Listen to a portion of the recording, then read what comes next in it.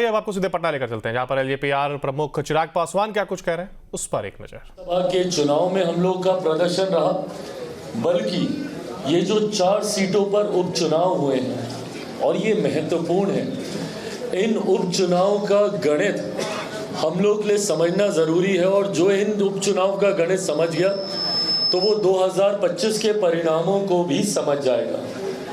ये कोई सामान्य परिस्थिति नहीं है जिनमें उपचुनाव हुए थे। और किन सीटों पर उपचुनाव हुए थे, उनमें से 3 सीटें सिटिंग थी विपक्षी दलों के पास। तथाकथित इंडी अलायंस, यूपीए, महागठबंधन, जो भी ये लोग अपने आप को बुलाते हों, 3 उनकी सिटिंग थी। ना सिर्फ हमने अपनी एक रिटेन की है, बल्कि इनकी 3 सीटों को भी एनडीए गठबंधन ने जीतने का काम किया है। और उनमें से सीटें कौन कौन सी? बेलागंज की सीट, जो कुछ लोग अपना आधिपत्य मानकर चलते थे कि उन्हीं का ही अधिकार है। क्या बोलते थे वो लोग? उसकी हमारा गढ़ है। उनका गढ़ को एनडीए ने हासिल करने का काम किया, जहां लगभग 3 साढ़े 3 दशक से वो लोग इस सीट को नहीं, कोई दूसरा नहीं निकाल पाया था, उन्हीं के पास ये सीट रही थी।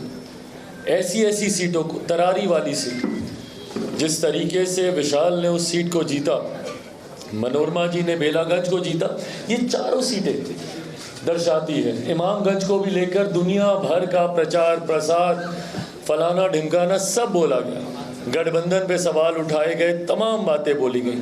हासिल क्या हुआ? साम दाम दंड भेद सब आपने कर लिया।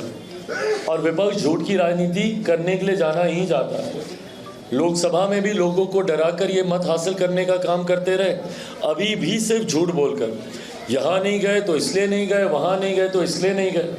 भाई, जब गठबंधन एक साथ है, और इस बात को आप सबके माध्यम से मैं स्पष्ट कर देना चाहता हूँ, बिहार की जनता को भी पूर्णतः मैं स्पष्ट कर देना चाहता हूँ कि लोक जनशक्ति पार्टी रामविलास हमेशा से एक ईमानदार सहयोगी की तरह रही है।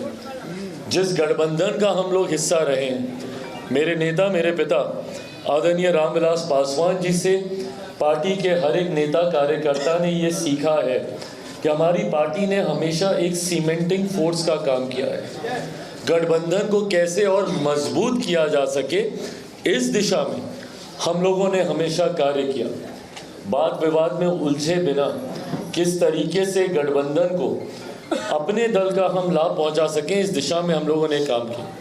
तो अगर कभी भी किसी भी चुनाव में कोई भी इस तरीके का भ्रम फैलाता है, बिना किसी भ्रम में उलझे हुए, बिना किसी की बातों में आए हुए, मैं अपने तमाम समर्थकों से, अपने एनडीए गठबंधन के तमाम समर्थक जनता बिहारियों से यह आग्रह करूंगा कि बिना इनकी बातों में उलझे हुए, और जो कि बिहार की जनता अब नहीं उलझती है, परिणाम लोकसभा के चुनाव ही थे, उस वक्त भी आरक्षण संविधान को लेकर क्या क्या झूठ इन लोगों ने नहीं बोला।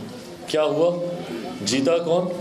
एनडीए गठबंधन। इस वक्त भी चुनाव परिणाम से एक दिन पहले तक क्या क्या बातें ये लोग कर रहे थे कि चारों की चारों सीट एक तरफा रहेगा। एक सीट ये लोग नहीं जीत पाए, और तो और 3 तो आपकी अपनी थी, कम से कम उसको तो आप लोग बचा लेते, वो तक ये लोग नहीं कर पाए। तो दर्शाता है कि बिहार की जनता, और बिहार की जनता नहीं, ओवरऑल देश की जनता ने अब पुनः ये मन बना लिया है।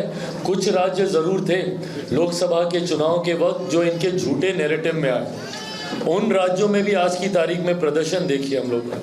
महाराष्ट्र उसका इतना खूबसूरत उदाहरण है, किस तरीके से प्रधानमंत्री नरेंद्र मोदी जी के साथ महाराष्ट्र, हरियाणा, ये वो राज्य हैं जहां पर विपरीत परिस्थितियों में हमारे गठबंधन भारतीय जनता पार्टी ने एक बेहतरीन